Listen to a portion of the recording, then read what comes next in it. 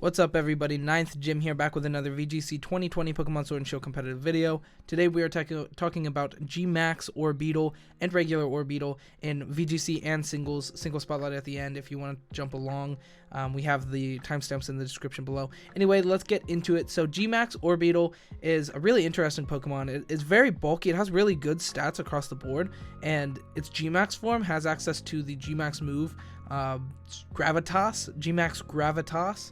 Just setting gravity with a psychic attack is very good in my opinion. I like gravity a lot. I think it's really good, but not damaging and losing a turn to it is kind of, very mediocre. But gravity has a lot of really good effects. First off, it makes all flying Pokemon and levitated Pokemon grounded, which is really good, allowing you to hit things like Rotom and Bronzong and Pokemon like that with ground type moves without having to have Mold Breaker, which is really good, allowing you to use Excadrill with Sand Rush, using it to its fastest and maximum potential, being able to still hit things like the Rotom. And I think that's really good, especially since Rotom is seeing even more play now than it has been previously in the format. Maybe not at first. It was definitely played a lot and then fell off, and then now is back up to being played all the time, which is cool. So yeah, I like Orbeetle a lot. I think is really good. It has a lot of really good moves, pretty solid stats across the board. This Pokemon is just really promising in general, and I think it's really cool, and I want to explore using this Pokemon. Anyway, let's go ahead and talk about it some. So Bug Psychic is a pretty bad typing, honestly. You have a lot of weaknesses: Fire, Flying, Bug, Rock, Ghost, Dark. All of them are bad, really prominently played. And we are pretty bulky as far as special defense and defense go. However, our HP is pretty low, so maxing, just Gigantamaxing turn 1 and turn 2 is really good, especially if you use Calm Mind first turn. So a lot of the things that you can do is you can follow me with Togekiss or something like Togekiss, like Indeedee or something, which could be good to setting Psychic Surge as well, and then using Calm Mind, and then the next turn you get to attack for a lot of damage. You have a really high special defense base anyway, and then with a Calm Mind you can get a lot of mileage off of this Pokemon, in my opinion. So I think that's really good. And then resistances, we have Fighting, Grass, Ground, Psychic, which is fine. None of them are crazy, but having that Grass and Ground is pretty solid, especially for some of our synergies, and we'll talk about that in a little bit. But for now, we'll go ahead and talk about stats. So HP 60 is pretty solid. It's not very good, actually. It's pretty low, but investing into that and then Gigantamaxing, it makes your HP really solid, actually. And then attack 45 is pretty low, but that's fine. And then 80 special attack is pretty solid. 80 is not great, but it's fine. And after a calm Mind boost and potentially Psychic Surge with Indeedee, this Pokemon actually deals a lot of damage, which is really cool. Into our bulk is really good. 110 defenses and 120 special defense. That's really good. Both of those are just really phenomenal defenses stats, you know what I mean? It's really bulky. And then we also have speed 90, which is also very good. Hitting a really good base speed, you can definitely invest into it, and a lot of builds will be investing into, but for this build I just want to go all into bulk, maybe special defense, but I'm leaning defense and I like it a lot. I think this is the first build I want to try with this Pokemon, and I do actually intend to try this Pokemon out in competitive play, at least for ranked and showdown plays. Anyway, that's going to be it for the overview. We're going to go ahead and jump into the build now. Ability Frisk. This is actually a really good ability. I think I've used this on a couple of other builds recently, and I think it's just really good. It reveals both foes held items, which just gives you a lot of knowledge right off the bat, which is really good. Things like Togekiss that can hold 3 to 4 different items. Just being able to see what it is right off the bat is really good. Things like Excadrill with Focus Sash, Life Orb, even Weakness Policy. Seeing all of those and identifying what kind of build it is just really good to have a little bit of knowledge as soon as you go into the game. So Frisk is really good and I like it a lot. Item, we have Leftovers. You can definitely use a different kind of item. You could even use Sash. You could use Focus Sash. You could use a Guave Berry. Any of the Pinch Berries, even Citrus Berry. You can use any of those. I've been liking, I think Leftovers seems really strong, although I do think using a Pinch Berry would be really good. A lot of attacks can hit us down to that Pinch Berry, and then by that means not 2-hit KOs, which could be really valuable. So I definitely want to explore both of those, Leftovers and the Guave Berry, potentially Sash, but I think I'll probably stick to the Pinch Berry / Leftovers, one of the two. into our moves. So the actual attacks that we have on this set is Psychic, Bug Buzz, Hypnosis, Calm Mind. This can definitely switch out. So I think Psychic and Bug Buzz are definitely going to stay. They're just our stab moves for special attacks, stab moves for both of those typing. I think that's definitely what you want to do. Here it has to have Psychic, Bug Buzz. You definitely need Psychic. Bug Buzz can probably switch out, but I like having that as an option. I think is really good. And then we also have Hypnosis and Calm Mind. So Hypnosis is one of the biggest things about gravitational gravity. Did I explain gravity like to the fullest? I think I just stopped after it makes things grounded. So it actually lowers the evasion stat of all Pokemon by two stat points. Like it lowers it 2 stages. So this makes Hypnosis actually really accurate. It brings it up. I don't remember. I used to have the math, but I don't remember. But it makes it really accurate. And after one more like accuracy drop or something, or one accuracy buff or one evasion lower, then it's hitting 100% of the time. So if you use Coil Milotic, then you have 100% accuracy on Hypnosis, which is really powerful actually. So you can set gravity with your attack, and then Coil turn 1, and then you can go, like, depending on the lead that you expect your opponent to have, you can go for gravity turn 1, and then Coil Milotic just sits there the entire game, just hypnosing every single thing without fail. It's really good actually. I think that's really cool. It's a little gimmicky definitely, but I think it's good. And gravity stays for 5 turns, so if Orbeetle lives the whole time, then he gets Undynamax, and then you can hypnosis things at like, I think it's like 90 or 80 something percent or 90 something percent accuracy with Hypnosis, which is really cool. And then you can just double Hypnosis for like the remaining 2 turns of gravity, and your opponents just like can't wake up, and it's really good. I think that's a really good option as well. So yeah, I like Hypnosis a lot. And then we also have Calm Mind. Like I said, you can follow me, Calm Mind, and I think that's really powerful. Being able to make your already really good base special defense even like better. And same with your special attack. You can actually deal out a lot of damage, especially if you use Indeedee. So maybe Indeedee over Togekiss, but I definitely want to like try out both. I just know Togekiss is like better in the meta, but Indeedee might be better, being able to stack that boost from Calm Mind, Psychic Surge, and Stab, and G-Max attack. Like, you can really do a lot of damage with Orbeetle that way, I think. Anyway, into our other moves, our excess moves. All of these moves are really good, by the way. Trick Room, Imprison, these kind of go hand in hand. You can set Trick Room, you can negate Trick Room, or you can reset Trick Room. It's really good. You have 3 options with Trick Room, Imprison, which I like a lot. And if you go fast, then you can just imprison everything. But if you don't go fast, you actually hit a pretty solid mid speed. It's about 110. You outspeed all like Scarf Boys, all naturally fast Pokemon, and all like special Pokemon, things like Chlorophyll and all of those Swift Swim, stuff like that, which is really good. So actually Trick Room is a really solid option on this Pokemon as well. And then we have Iron Defense and Body Press. Those two kind of go together as well, but Iron Defense is just good anyway. I think Iron Defense could be really powerful, just leaving this Pokemon in, and your opponent just is like, yeah, it's just an Orbeetle, we're not gonna, like, I don't care about that. And then you set up Iron Defense, and then you just start body pressing everything. You can do this on a fast build of Orbeetle, and then just like kind of just destroy everything. And I think that's a really good way of playing Orbeetle as well. And then we also have Recover, which is just really good, especially on like such a bulky Pokemon. You can recover after Dynamaxing, or like after your Gigantamax, or you can just recover in general. I just think it's really good to have Recover. Then we also have Helping Hand. Helping Hand is really good, just giving you that, you know, priority choice effect for 1 turn is really good. And then both screens, Light Screen and Reflect, we get both of them. I think that's valuable as well. However, I'm not using it on this build, but I think it's a good option. But if you do go with some kind of screen for the G-Max build, I'd probably just use something else. You know, Grimmsnarl, maybe the alolan-ninetales that I have there. It has Hypnosis, it has Aurora Veil, you know, just general support. So yeah, that's about it for our moves. Then into our stats. So we have, it's pretty generic, just 252 and invested into HP and 252 invested into defense, with Bold Nature being plus defense minus attack, since we don't have any attacks anyway. And I like this. I feel like it's really good. It makes him really bulky in general. 167 times 2 when you Gigantamax hits like 300 and something. It's really good. 334.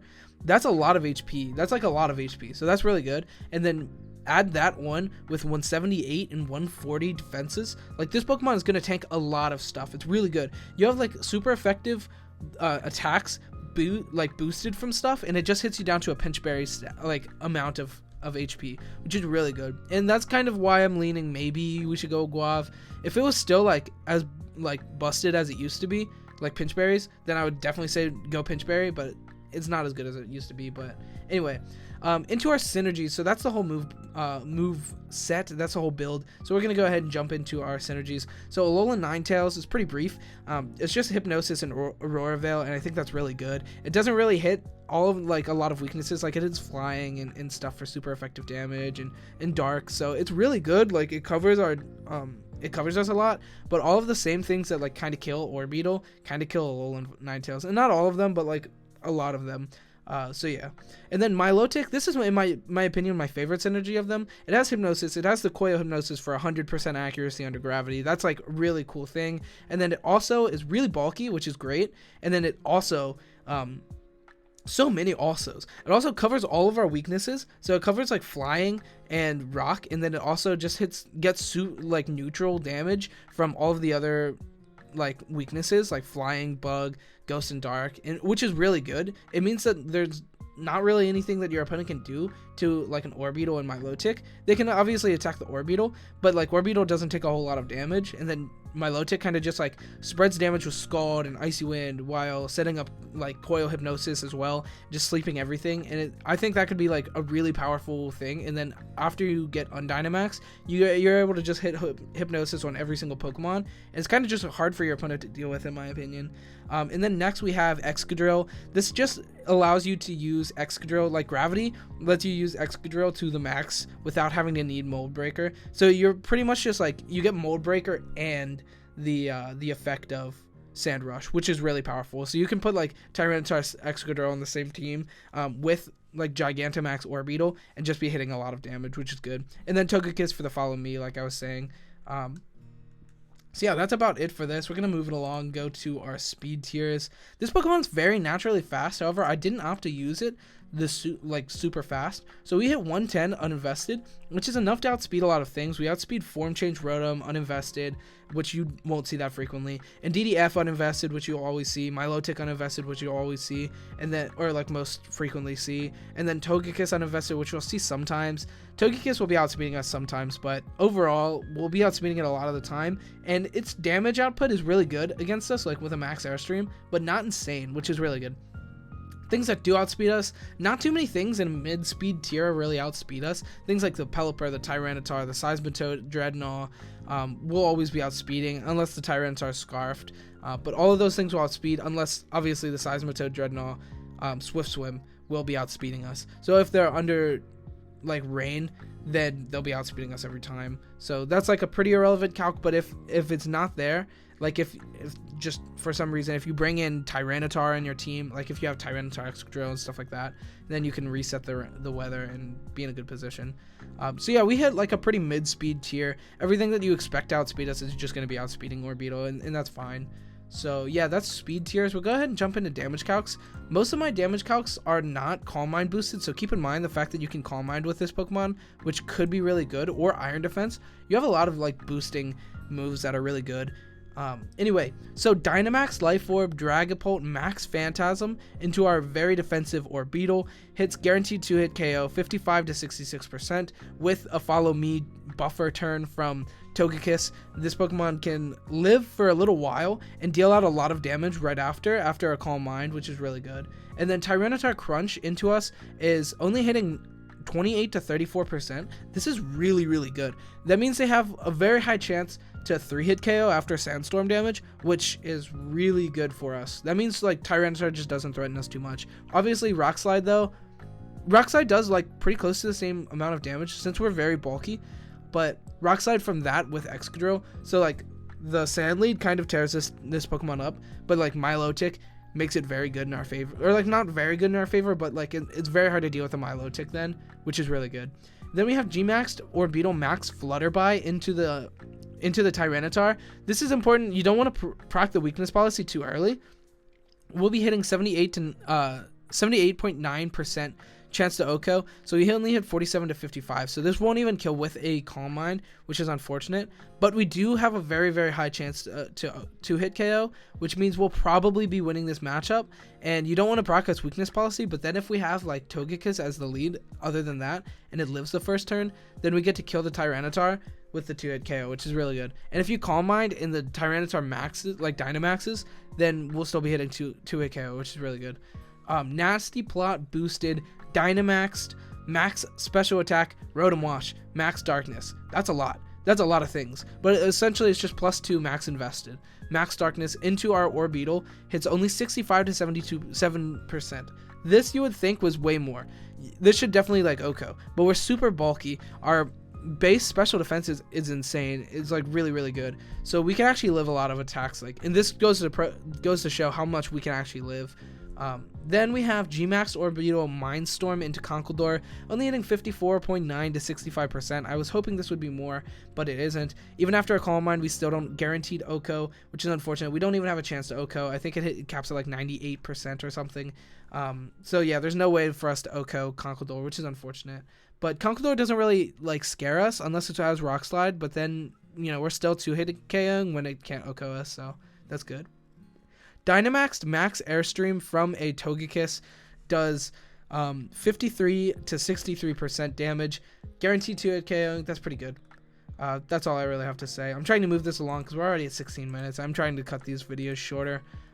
But anyway, Gmax Orbeetle, regular Orbeetle. This is probably going to be regular Orbeetle in singles, just because the Gmax really isn't that powerful when you're not complementing it with things, and it's singles, so you can't really complement anything. You can't partner Pokemon do work. So Setting Gravity isn't as powerful in singles in my opinion, but we do have Orbeetle build still for singles. It's pretty interesting. Heavy Duty Boots is pretty good. Being able to bring this Pokemon in, not take any damage from any kind of hazard, and then setting hazards with Sticky Web. It would be cool if this Pokemon had Rapid Spin as well, or Defog, but we do not. And I think that would actually be really good if it had Defog. No, it doesn't have Defog. What about Rapid Spin? No Rapid Spin. Okay. So yeah, it's just comes in, doesn't take any hazard damage, is unaffected by hazards, sets up Sticky Web, can U-turn out, has Recover and Hypnosis to just provide some general support. Speed, the speed investment brings us to 155 to outspeed Excadrill, Jolly Excadrill hitting 154, and then we also have a little bit poured into special defense, but mostly just into HP for general bulk. We want to be able to live really well with Recover, set Sticky Web, make things slow, and then Recover, Hypnosis, U-turn out, and that's pretty much all that this Pokemon does in singles. It's not very used, and it's definitely pretty niche. However, I still think it's pretty cool and definitely an option. Anyway, that's going to be it for this video today. We're already at like 18 minutes, so sorry it was a little bit longer than I'm trying to cut them down to like under 15 minutes, but sometimes, you know, you just don't hit it. Anyway, thank you so much for watching.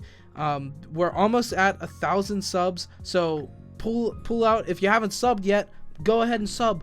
I appreciate it, and then you can get entered into our giveaway. We'll be doing a giveaway at 1,000 subs, and then at 15 and 2K, all three of the starter Funko Pops. I don't have them in plain view, or else I'd show them again. They're all the way over there. I can't reach them. But 1,000 subs is coming real fast, so we're gonna go ahead and I'm gonna put the giveaway in the description, so that if you want to see that, if you haven't signed up for that yet, you can. All you have to do is click on that link or go to my channel and find the giveaway, and then like that video, sub, and then comment on that video which one of the Funko Pops you want. So yes, that's gonna be it. Thank you so much for watching, and Gmax Orbeetle is pretty cool. Thank you so much for watching, and goodbye.